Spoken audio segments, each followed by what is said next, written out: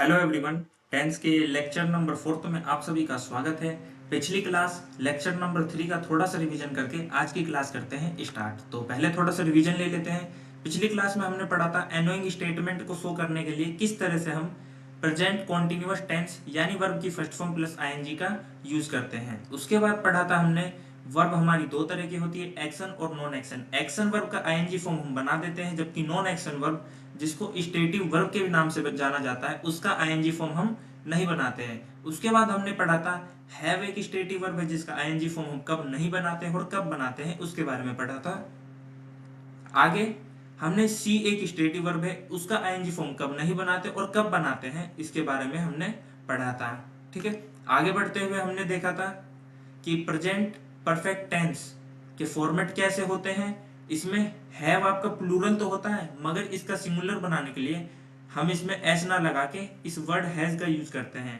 ठीक है, आगे बढ़ते हुए हमने देखा था इसके एग्जाम्पल, प्रेजेंट परफेक्ट टेंस में एग्जाम्पल कैसे कैसे हम तैयार करेंगे, नॉर्मल सेंटेंस के और क्वेश्चन वाले सेंटेंस के।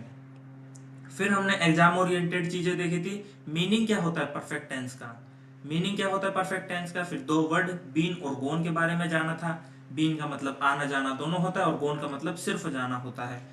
फिर हमने पढ़े थे कुछ वर्ड जो हमें हिंट देते हैं कि हमें वर्ब की थर्ड वो सॉरी प्रेजेंट परफेक्ट टेंस का यहाँ पे यूज करना है। वो वर्ड कौन से आपके ऑलरेडी हो जाते हैं, टिल नाउ हो जाते हैं, सो फार और येट। ये आपके वर्ड जो आपको थोड़ी थोड़ी हिंट देते हैं एक सेंटेंस में कि यहाँ पे आपको प्रेजेंट परफेक्ट टेंस यानी हैज हैव प्लस वर्ब की थर्ड फॉर्म का यूज करना है। फिर हमने पढ़ा था दो वर्ड लेटली या फिर रिसेंटली, दोनों क्या होते हैं, इंटरचेंज हो सकते हैं, दोनों का मीनिंग क्या होता है, सेम होता है। ये भी हमें हिंट देता है कि यहाँ पे हमें प्रेजेंट परफेक्ट टेंस का यूज करना है। फिर हमने पढ़ा था ये फ्रेज हो गया हमारा this is the first time, this is the second time, this is the best, this is the most. ये सब फ्रेज देखते ही हमें हिंट मिलता है कि हमें किसका यूज करना है, प्रेजेंट परफेक्ट टेंस का यूज करना है। आगे हमने पढ़ा था प्रेजेंट परफेक्ट कॉन्टिन्यूअस टेंस के बारे में। इसमें हमने पढ़ा था, इसके फॉर्मेट तो हमने पढ़े थे। एक बढ़िया बात इसमें क्या जानी थी, इसमें जब हमें नोट लगाना होगा ना, इसमें जब हमें नोट लगाना होगा तो हम वर्ब कंपाउंड से पहले लगाएंगे। किससे पहले लगाएंगे, वर्ब कंपाउंड से पहले नोट लगाएंगे। पिछले तीन में इंडेफिनेट, कॉन्टिन्यूअस और परफेक्ट में हमने क्या करा था, मेन वर्ब से पहले हमने क्या लगाया था, नोट लगाया था। मगर इसमें क्या करना है, verb compound been plus verb की फर्स्ट फॉर्म प्लस आईएनजी, इससे पहले हमें नोट लगाना है। आज इसके एग्जाम्पल की बारी है, एग्जाम्पल से करते हैं स्टार्ट। तो पहला लिखते हैं he has been working since morning. ठीक है, वो सवेरे से काम कर रहा है। इसका नेगेटिव बनाने के लिए ही हैज, आगे आपका बीच में वर्ब कंपाउंड, नेगेटिव बनाने के लिए वर्ब कंपाउंड से पहले not been working since morning. ठीक है, अब बनाते हैं यस नो क्वेश्चन का। यस नो क्वेश्चन बनाने के लिए हेल्पिंग वर्ब हैज को बाहर लेके आ जाएंगे, हैज, फिर लिख देंगे सेम ही। अब हमें यहाँ क्या बनाना है, पॉजिटिव बनाना है, तो नोट को क्या कर देंगे, हटा देंगे। तो यहां लिख देंगे बीन वर्किंग सिंस मॉर्निंग, और ये आपका लास्ट में क्वेश्चन मार्क। चौथा, अब यस नो का नेगेटिव बनाने के लिए यानी तीसरे नंबर का नेगेटिव बनाने के लिए लिखेंगे हैज ही, बीच में आ गया आपका verb compound been plus working, इससे पहले लगा देंगे हम नॉट, फिर लिख देंगे same been working since morning, since morning. पांचवा, डब्ल्यू एच का पॉजिटिव बनाने के लिए क्या करना है, शुरू में डब्ल्यू एच वर्ड लगा देंगे, कोई सा भी, वाई लगा दिया हमने, यहाँ पे ज्यादा सूटेबल है। अब क्या करना है, यस नो का पॉजिटिव वाला सेम लिख देना, has he been working since morning,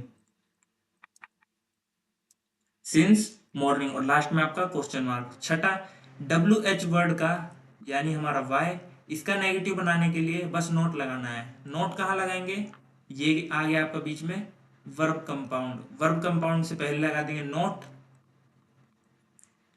फिर लगा देंगे been working since morning, since morning. ठीक है, आगे समझ में किस तरह से हमने एग्जाम्पल यहाँ पे तैयार किया है। इसमें एक बढ़िया बात जानते हैं, देखो हम क्या पढ़े थे कि किसी सेंटेंस में जब आपके आ जाते जैसे ही इज वॉकिंग, ठीक है, पहला सेंटेंस ये ले लिया, दूसरा ले लिया हमने ही इज अ स्टूडेंट, और एक और ले लेते हैं ही गोज टू मार्केट। ये 3 सेंटेंस ले लिया, इसके बारे में बढ़िया बात जानते हैं। देखो हमने क्या पढ़ा था, इस सेंटेंस में एक वर्ब आ रहा है तो आपने इसको क्या बोल दिया कि भाई साहब ये मेन वर्ब है आपका, ठीक है। ये आपका क्या, नहीं सॉरी, यहाँ पे आपके 2 वर्ब है। इस सेंटेंस में आपके 2 वर्ब है, एक हो गया आपका इज, एक हो गया आपका वॉकिंग। वॉक, वॉक्ड, वॉक्ड, इसकी फॉर्म बनती है वर्ब की, ये क्या है आपका दूसरा वर्ब हो गया। हमने पढ़ा था जब एक सेंटेंस में 2 वर्ब आ जाए तो क्या होता है, क्या होता है, पहले वाला हमारा हेल्पिंग वर्ब होता है और बाद वाला हमारा मेन वर्ब होता है। इसमें हमने देखा कि हमारे पास सिर्फ एक वर्ब है इज, तो हमने बोला जब एक वर्ब आती है तो वो क्या होती है, मेन वर्ब होती है। ऐसे ही गोज टू मार्केट में सिर्फ एक वर्ब है गोज, तो ये क्या है आपका, ये आपका मेन वर्ब है। जब एक वर्ब आए तो वो मेन वर्ब, जब 2 वर्ब आए तो आपका पहला वाला हेल्पिंग वर्ब और बाद वाला मेन वर्ब। इस सेंटेंस में जरा देखना, has had had, be was been, work work worked, ये तो तीनों ही फॉर्म बन रही है वर्ब की, यानी हैज भी आपका वर्ब है, बीन भी आपका वर्ब है, वर्किंग भी आपका वर्ब है। अब क्या होगा, इसमें से कौन सा हेल्पिंग वर्ब है, कौन सा मेन वर्ब है, और जो बच गया वो क्या है, ये कौन सी नई वर्ब आ गई। ठीक है, तो देखो और समझो, देखो और समझो। एक वर्ब, 2 वर्ब, 3 वर्ब, 3 वर्ब हो गया आपकी आपकी ये हो गया आपका वर्किंग, हो गया आपका लास्ट वाला हो जाएगा आपका मेन वर्ब, उससे पहले हो जाएगा हेल्पिंग वर्ब, उससे पहले वाला भी क्या हो जाएगा आपका हेल्पिंग वर्ब हो जाएगा। ठीक है, उससे पहले वाला भी क्या हो जाएगा आपका हेल्पिंग वर्ब। एक बात ध्यान रखना, हेल्पिंग वर्ब इसमें 2 हैं, हेल्पिंग वर्ब इसमें 2 हैं, मगर यहाँ पे ऐसा मत करना कि आप यहाँ पे बीन से स्टार्ट कर दो, क्योंकि सर आपने बोला था यस नो क्वेश्चन बनाने के लिए हेल्पिंग वर्ब को बाहर ले आना, बीन भी हमारा हेल्पिंग वर्ब है, मगर ऐसा मत करना, आपको पहले वाला हेल्पिंग वर्ब बाहर लेके आना है जो कि हमारा हैज, जो कि हमारा हैज। ठीक है, हमने पढ़ा है WH वर्ड के बाद कुछ भी हो जाए हमेशा क्या आता है, हेल्पिंग वर्ब आता है, तो यहाँ पे आप बीन मत लगा देना, यहाँ पे आपको एक हेल्पिंग वर्ब लगानी है हैज। ठीक है, आगे समझ में।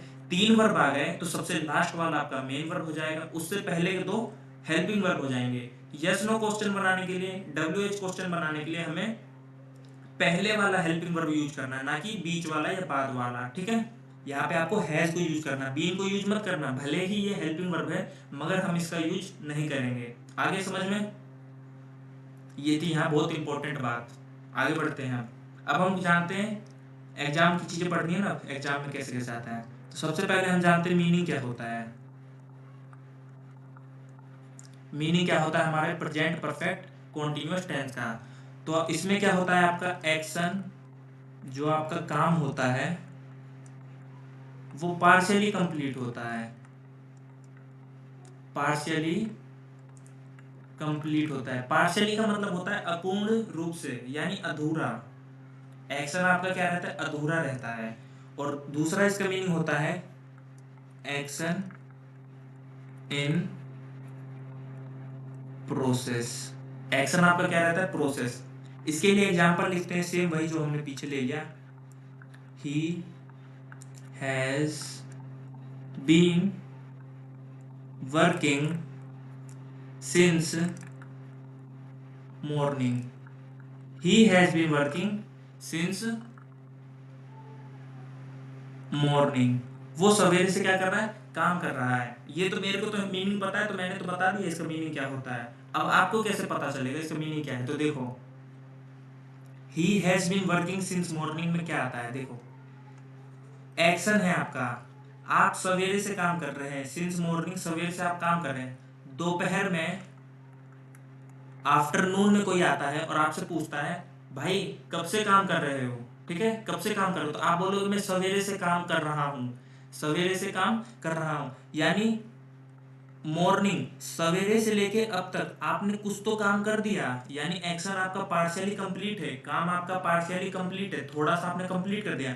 और एक्शन आपका क्या है, प्रोसेस में है। एक्शन किस में, प्रोसेस में है। देखो फिर से देखो, दोपहर में आपसे आके पूछा भाई कब से काम कर रहे हो, तो आपने बोला भाई मैं सवेरे से काम कर रहा हूँ, यानी सवेरे से लेकर अब तक आपने कुछ काम कर दिया और अभी भी वो काम आप कंटिन्यू कर रहे हो कि भाई करे जा रहे हो, करे जा रहे हो, ठीक है। वो काम आपका क्या है, कंटिन्यू है। तो इसलिए इसको कहते हैं action partially complete, action in process. Action आपका हो भी गया है, एक्शन आपका परफेक्ट हो भी गया है और क्या है, कॉन्टिन्यूअस भी, इसलिए इसका नाम पड़ा है परफेक्ट कॉन्टिन्यूअस। एक्शन आपका हो भी गया है और कंटिन्यू भी है। तो आगे आपको इसका मीनिंग समझ में,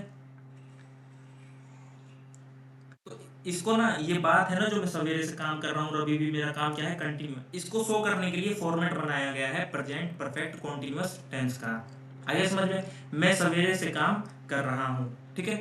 अब देखते हैं, फॉर्मेट में हमने देखा था ये हमारा सिंस तो यूज कर लिया सर हमने, एग्जाम्पल में हमने सिंस यूज कर लिया।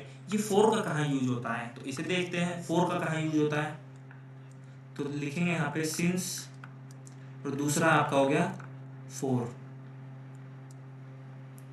सिंपल भाषा में जानते हैं, सिंस का यूज करते हैं हम पॉइंट ऑफ टाइम को शो करने के लिए, और फोर का यूज करते हैं हम पीरियड ऑफ टाइम को शो करने के लिए। कैसे शो करते हैं, आइए एग्जांपल से समझते हैं। एग्जांपल लिखेंगे, I have been waiting for her since, या फिर यूज करेंगे हम यहाँ पे फोर, सिंस फोर लिख के यहाँ लिख देते हैं 7 o'clock। फिर यहाँ लिखते हैं सिंस या फिर फोर 7 hours।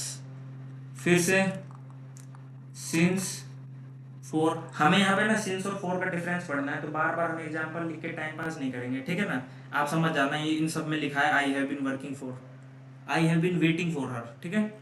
सिंस फोर, अब यहाँ पे लिखते हैं 2 months।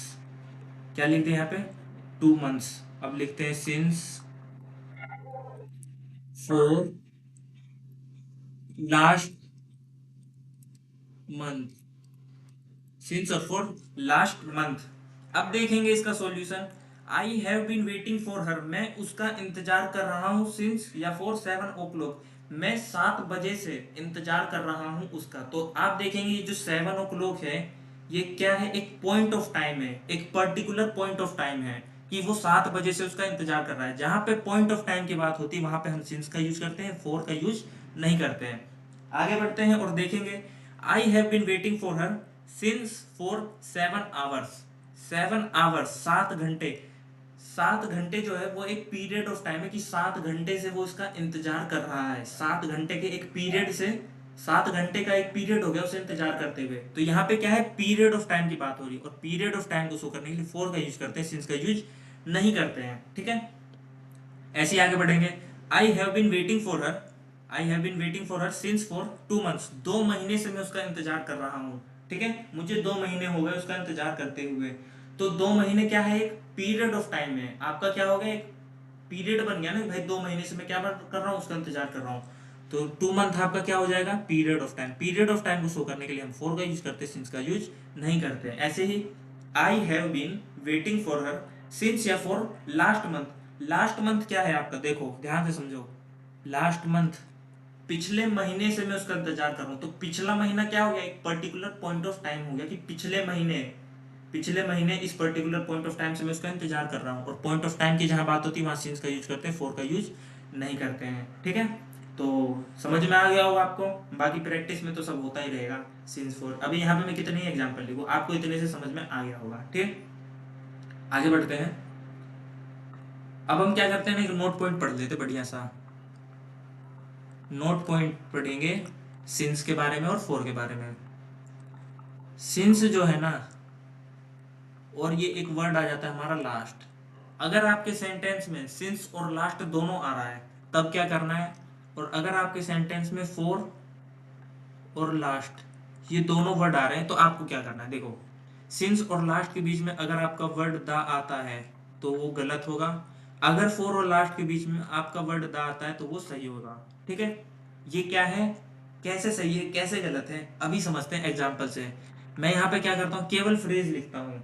यहाँ पे क्या लिखता हूँ, केवल फ्रेज लिखूंगा, पूरा सेंटेंस नहीं लिखूंगा, टाइम ज्यादा वेस्ट होगा उसमें।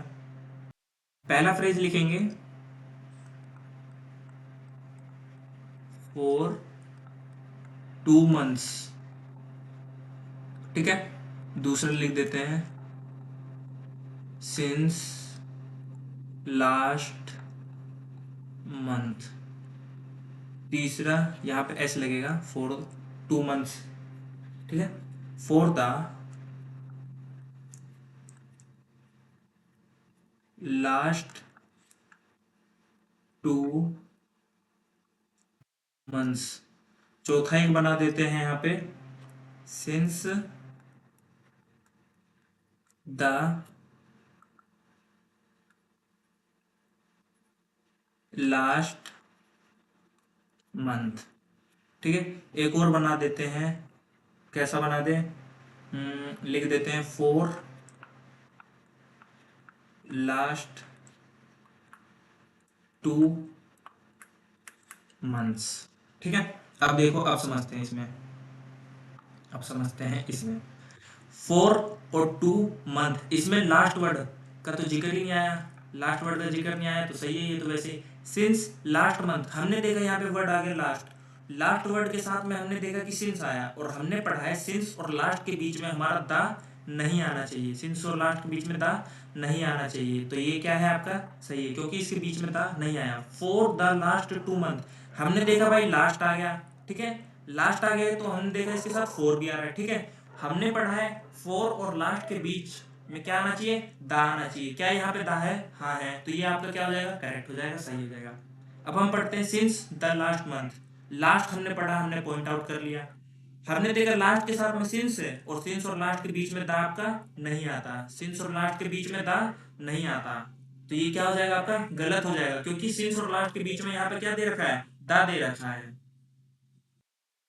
ऐसे ही पांचवा देखते हैं हम, फोर लास्ट 2 month। यहाँ पे हमने देखा भाई लास्ट वर्ड आ गया। ठीक है, लास्ट के साथ क्या है, फोर आया। हमने पढ़ा है फोर और लास्ट के बीच में दा आना कंपलसरी है, और यहाँ पे तो दा है नहीं, मिसिंग है ना यहाँ पे दा, तो ये क्या हो जाएगा आपका गलत हो जाएगा।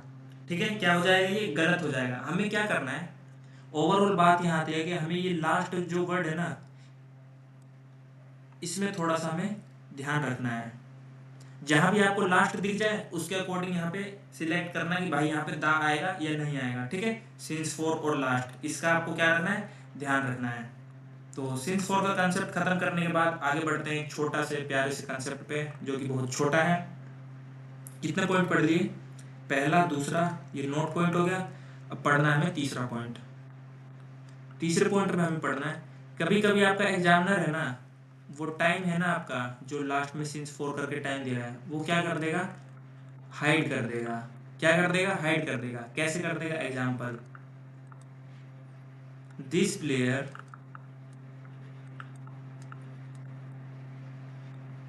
Has been playing for this team for the last 7 years। ये जो प्लेयर है वो खेल रहा है इस टीम के लिए पिछले 7 सालों से। एग्जामिनर क्या करेगा, आपको यहाँ से ना फॉर दिस टीम, फोर से लेके ईयर्स तक आपका क्या कर देगा, हाइड कर देगा। ठीक है, देखो, प्रेजेंट परफेक्ट कॉन्टिन्यूअस टेंस की पहचान है, प्रेजेंट परफेक्ट कॉन्टिन्यूअस टेंस की पहचान है कि एग्जामिनर आपको क्या देगा, लास्ट में टाइम देगा, लास्ट में टाइम देगा, सिंस या फोर लगा के लास्ट में आपको क्या देगा, टाइम देगा। मगर यहाँ पे क्या करा, मगर यहाँ पे क्या करा, यहाँ पे क्या करा कि आपका जो टाइम है ना फॉर द लास्ट 7 ईयर्स या सिंस लास्ट मंथ या लास्ट ईयर, इसको ही हाइड कर दिया। तो आप कैसे पहचानेंगे कि भाई ये जो हमारा सेंटेंस है ये प्रेजेंट परफेक्ट कॉन्टिन्यूअस टेंस का है, ठीक है। तो हमने क्या पढ़ा था, एक मिनट, पिछली रिकॉर्डिंग का है जो कि गलत हो गया था, यहाँ फिर से समझाता हूँ। एग्जामिनर ने हाइड कर दिया टाइम। अब हमें कैसे पता चलेगा कि जो हमारा सेंटेंस है वो परफेक्ट कॉन्टिन्यूअस टेंस का है? तो उसको देखो पता करने के लिए आपका है has, have plus been plus verb की फर्स्ट फॉर्म प्लस में आईएनजी, ठीक है। जिस तरह से हमारा इंडेफिनिट टेंस की पहचान करने का वो है तरीका, वर्ब की फर्स्ट फॉर्म मिलेगा। कॉन्टिन्यूअस टेंस को पहचानने का तरीका है is am are plus verb की फर्स्ट फॉर्म प्लस आईएनजी मिलेगा। परफेक्ट टेंस को पहचानने का तरीका है हैज हैव प्लस वर्ब की थर्ड फॉर्म मिलेगा। ऐसे ही परफेक्ट कॉन्टिन्यूअस टेंस को पहचानने का तरीका है कि has have plus been plus verb की फर्स्ट फॉर्म प्लस में आईएनजी आपको मिलेगा। तो यहाँ पे आप देखना आपको ये मिल रहा है सब कुछ, हैज हैव मिल गया, बीन मिल रहा है, वर्ब की फर्स्ट फॉर्म प्ले मिल रहा है, उसके साथ आईएनजी। यानी आप इतने सेंटेंस को पढ़ के भी ना आप बता दोगे कि परफेक्ट कॉन्टिन्यूअस टेंस का वो है। टाइम मेंशन करे चाहे मत करे, आप इतनी बात पढ़ के ही बता दोगे कि भाई प्रेजेंट परफेक्ट कॉन्टिन्यूअस टेंस की बात हो रही है, ठीक है। चारों टेंस खत्म करने के बाद प्रेजेंट के अब हम बढ़ेंगे सिंस और फोर के यूज पे, कि फोर और सिंस का यूज कैसे करते हैं हम अपने प्रेजेंट टेंस में। सबसे पहले पढ़ते हैं for, use of for in present tense. Present tense में हम किस तरह से फोर का यूज करते हैं। तो सबसे पहले लिखेंगे इंडेफिनिट के लिए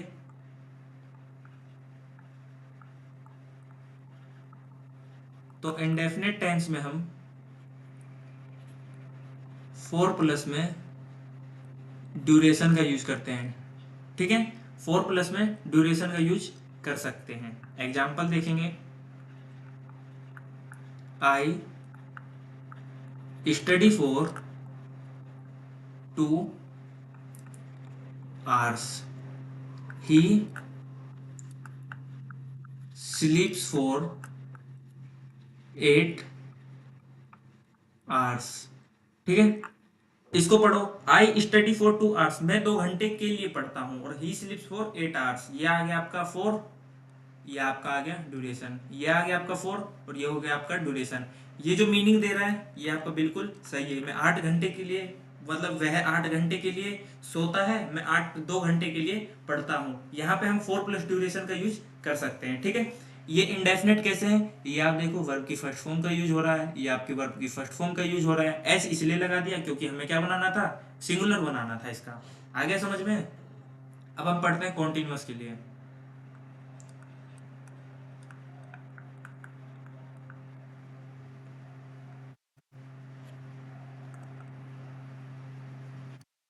कॉन्टिन्यूअस में हम 4 प्लस ड्यूरेशन का यूज नहीं करते हैं। क्यों नहीं करते, एग्जाम्पल देखो, सेम एग्जाम्पल रिपीट करते हैं यहाँ पे, I am studying for 2 hours, ठीक है। और आ जाएगा ही इज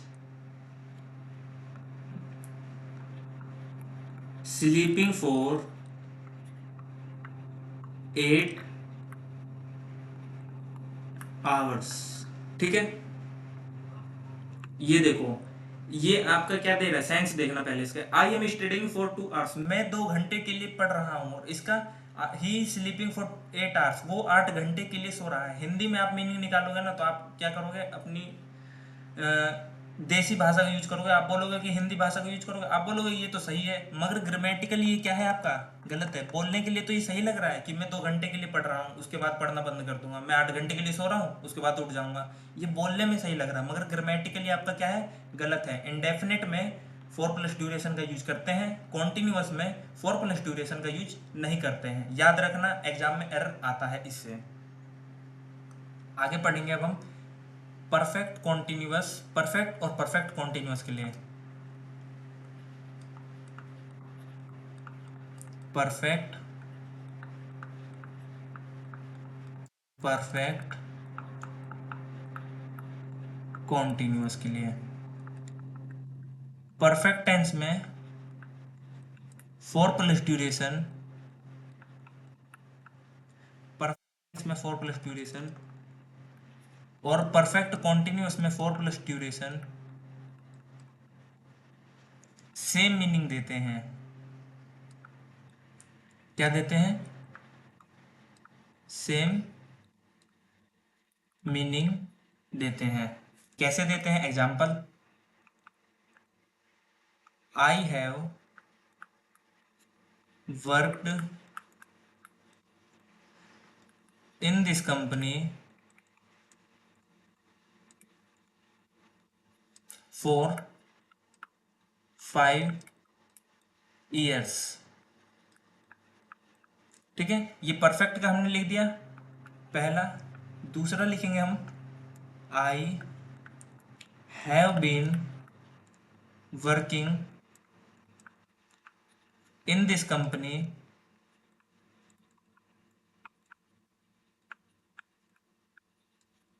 फॉर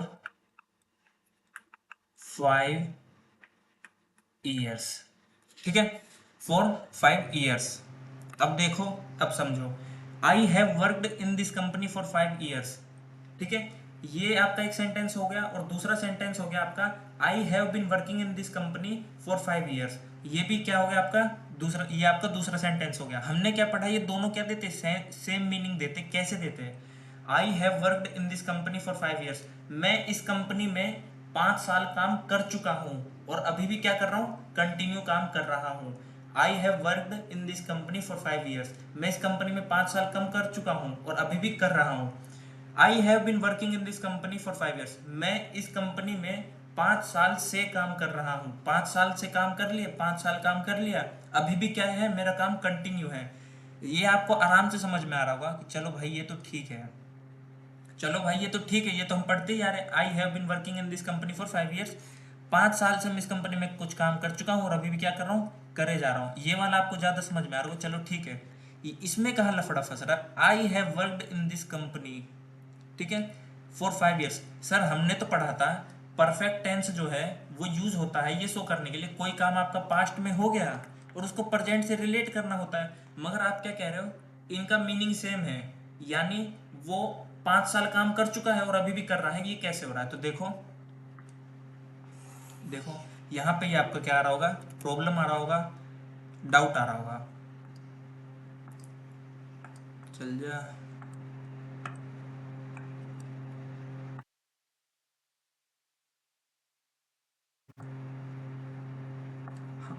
अब देखो,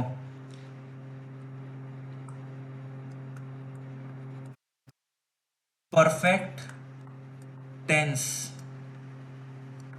परफेक्ट टेंस का मतलब होता है काम खत्म। लेकिन जब हम परफेक्ट टेंस के साथ में,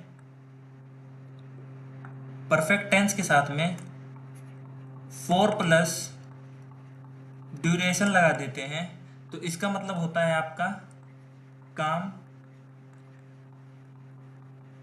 कंटिन्यू है। ठीक है, और यहां पे ऐसा ही हो रहा है। देखो यहां पे क्या हो रहा है? ऐसा ही हो रहा है।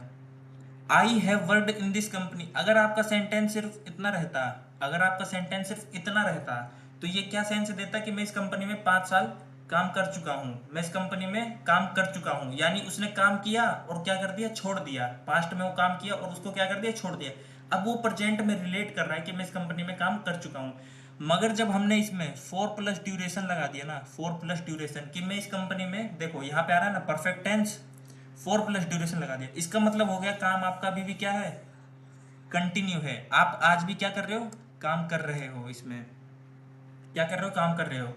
इसलिए हम कह रहे हैं कि जब हम परफेक्ट टेंस में 4 प्लस ड्यूरेशन लगा देते हैं और परफेक्ट कॉन्टिन्यूस टेंस में तो 4 प्लस ड्यूरेशन होता ही है, तो दोनों क्या देते हैं? सेम मीनिंग देते हैं। दोनों क्या देते हैं? सेम मीनिंग देते हैं। देखो परफेक्ट टेंस में परफेक्ट टेंस में आपने 4 प्लस ड्यूरेशन लगा दिया तो इसमें काम कंटिन्यू है, और परफेक्ट कॉन्टिन्यूस टेंस में आपका काम कंटिन्यू रहता ही है। इसलिए कह रहे हैं कि जब परफेक्ट टेंस में 4 प्लस ड्यूरेशन लग जाता है और परफेक्ट टेंस कॉन्टिन्यूस टेंस में 4 प्लस ड्यूरेशन लगता है तो वो दोनों क्या देते हैं, सेम मीनिंग देते हैं। आगे समझ में? इस बात को थोड़ा सा ऊपर कर देते हैं, इस बात को थोड़ा सा ऊपर कर देते हैं और इस नीचे पढ़ते हैं एक अगला पॉइंट। जब भी आपका एक नॉन एक्शन वर्ब आ जाए, जब भी आपका एक नॉन एक्शन वर्ब आ जाए, ठीक है, और वो नॉन एक्शन वर्ब किस में दिया हो आपका, प्रेजेंट परफेक्ट कॉन्टिन्यूअस टेंस में दिया हो, तो उसको कन्वर्ट कर देना, उसको चेंज कर देना, उसको चेंज कर देना। स्पेलिंग मिस्टेक होगी, बाकी कोई बात नहीं। आप चलो, प्रेजेंट परफेक्ट कॉन्टिन्यूअस टेंस है, उसको चेंज कर देना परफेक्ट टेंस के अंदर, ठीक है। नॉन एक्शन वर्ब अगर आपका प्रेजेंट परफेक्ट कॉन्टिन्यूअस टेंस में आ जाता है तो उसको चेंज कर देना परफेक्ट टेंस में। कैसे चेंज करना है और क्यों चेंज कर रहे हैं ये देखते हैं एग्जांपल से। आई हैव बीन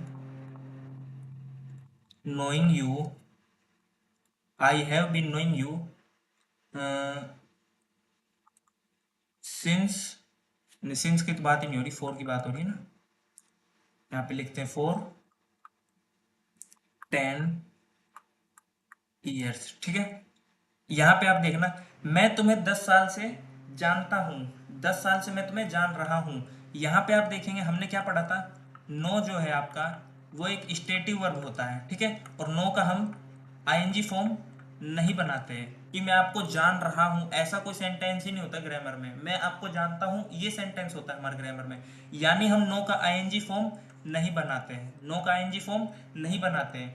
लेकिन परफेक्ट कॉन्टिन्यूअस टेंस में क्या बात करता है कि बात है कि हमारी कॉन्टिन्यू की भी बात होती है। परफेक्ट का मतलब कि मैं आपको जानता हूं, ठीक है, मगर इसमें कॉन्टिन्यू की भी बात कर रहा है कि मैं आपको जान रहा हूं, जो कि यहाँ पे क्या हो जाता है, गलत हो जाता है। नो का आईएनजी फॉर्म बनाना क्या हो जाता है, यहाँ पे गलत हो जाता है, इसलिए सेंटेंस आपका गलत हो जाएगा। इसलिए कहा जाता है नॉन एक्शन वर्ब जब आए आपका तो उसमें प्रेजेंट परफेक्ट कॉन्टिन्यूअस टेंस रहेगा ना, प्रेजेंट परफेक्ट कॉन्टिन्यूअस टेंस जो कि यहाँ पे दिया हुआ है उसको परफेक्ट टेंस में चेंज कर देना, उसको परफेक्ट टेंस में चेंज कर देना। यहाँ पे लिखेंगे हम I have non him, non you for 10 years, मैं तुम्हें 10 साल से जान रहा हूं, ठीक है, ये आपका सही हो जाएगा। इसलिए आप देखेंगे यहां पे हमने क्या बोला, परफेक्ट टेंस में जब 4 प्लस ड्यूरेशन लगता है तो वो क्या बन जाता है आपका, इसमें कन्वर्ट हो जाता है, परफेक्ट कॉन्टिन्यूअस टेंस में चेंज हो जाता है। यहाँ पे आप देखो हमें किसका यूज करना था, प्रेजेंट परफेक्ट कॉन्टिन्यूअस टेंस का यूज करना था, मगर हम नो का आईएनजी फॉर्म नहीं बना सकते थे तो हमने इसका क्या बना दिया,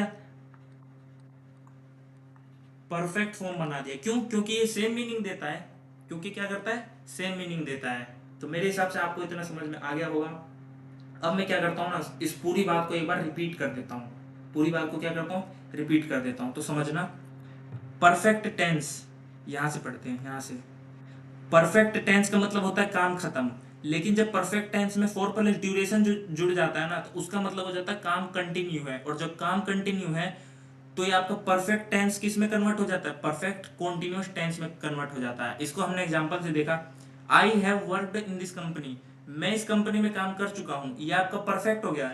लेकिन जब इसमें हमने 4-5 ईयर्स यानी 4 प्लस ड्यूरेशन जोड़ा तो ये किस में चेंज हो गया, परफेक्ट कॉन्टिन्यूअस टेंस में। इसलिए पहले वाले सेंटेंस और इस दूसरे वाले सेंटेंस का मीनिंग क्या आ रहा है, बिल्कुल सेम आ रहा है।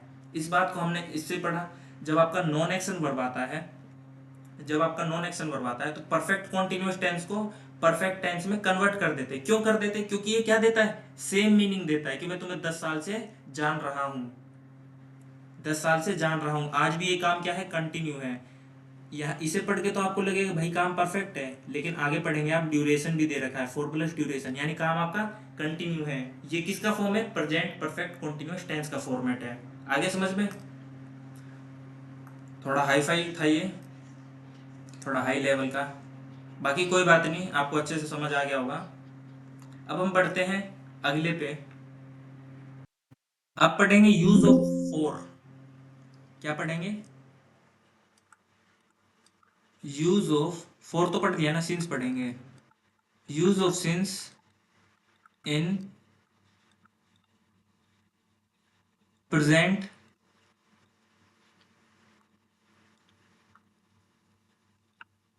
टेंस। प्रेजेंट टेंस के अंदर हम सिंस का यूज पढ़ेंगे। तो फटाफट डालो यहाँ पे। पहला, इंडेफिनेट टेंस, इसके अंदर हम सिंस का यूज नहीं करते। दूसरा, कॉन्टिन्यूअस टेंस, इसके अंदर भी हम सिंस का यूज नहीं करते हैं। ठीक है। तीसरे पे आ जाते हैं हम, जो कि हो जाएगा हमारा परफेक्ट टेंस। परफेक्ट टेंस के अंदर जब हम सिंस प्लस टाइम लिखते हैं, सिंस प्लस टाइम लिखते हैं,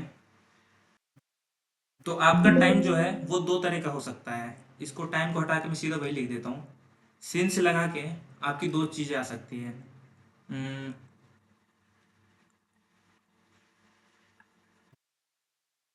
पास्ट पॉइंट ऑफ टाइम आ सकता है, या फिर आपका आ जाएगा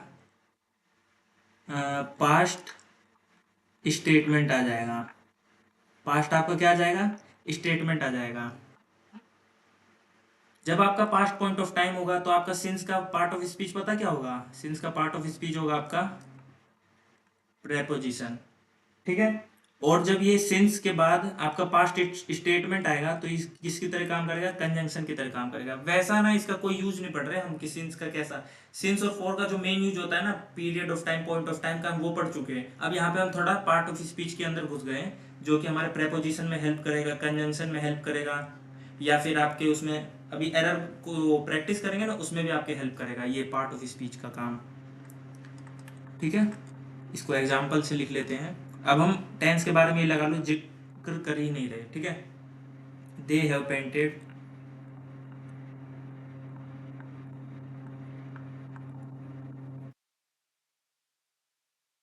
they have painted 2 cars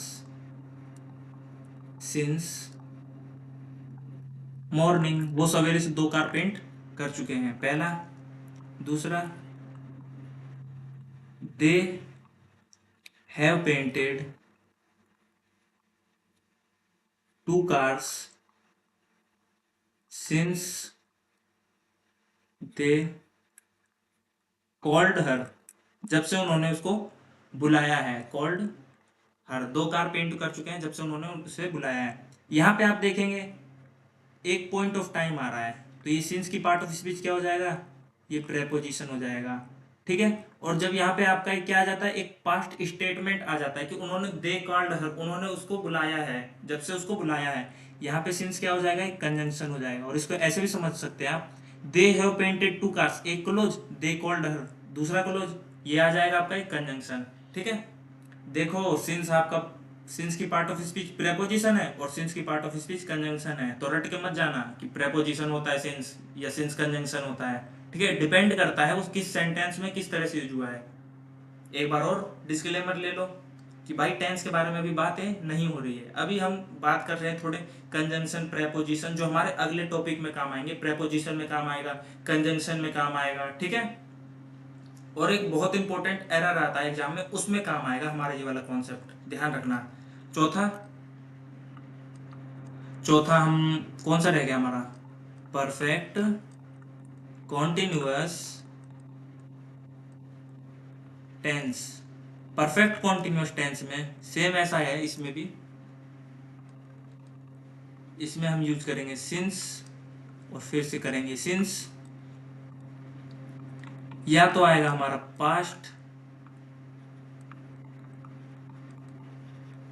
past point of time आएगा, नहीं तो आएगा यहाँ पे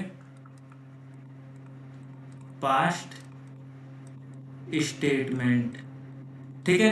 जब पास्ट पॉइंट ऑफ टाइम आएगा तो सिंस की पार्ट ऑफ स्पीच होगा हमारा प्रेपोजिशन, और जब ये पास्ट स्टेटमेंट आएगा, क्लोज आएगा, तो उसका क्या हो जाएगा, कंजंक्शन हो जाएगा इसकी part of speech. Example example लिखते हैं, ही हैज बीन प्लेइंग,